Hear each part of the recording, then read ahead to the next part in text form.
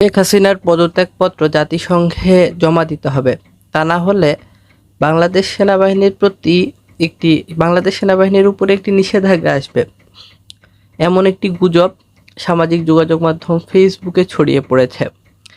বাংলাদেশের সাবেক প্রধানমন্ত্রী শেখ হাসিনা তিনি পদত্যাগ করেছেন এবং তার এই পদত্যাগপত্রটি জাতিসংঘে জমা দিতে হবে।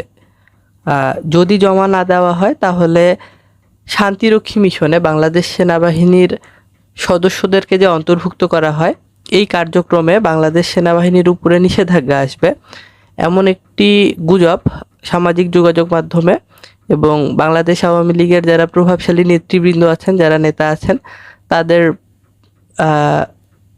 পেজ থেকে, ফেসবুক পেজ থেকে, প্রোফাইল থেকে এমন একটি গুজব সামাজিক যোগাযোগ মাধ্যমে যখন ছড়িয়ে পড়ে, তখন ফ্যাক্ট চেকিং প্রতিষ্ঠান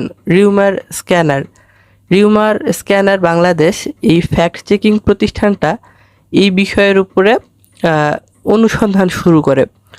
অনুসন্ধানে জানা যায় যে সেনাবাহিনী থেকে এরকম কোনো কিছু বাংলাদেশ গভর্নমেন্টের কাছে দাবি করা হয়নি। শেখ হাসিনা পদত্যাগ করেছেন, তার পদত্যাগপত্র জাতিসংঘে জমা দিতে হবে, এমন কোনো নির্দেশনা জাতিসংঘের তরফ থেকে বাংলাদেশ সরকারকে বলা হয়নি বা চাওয়া হয়নি।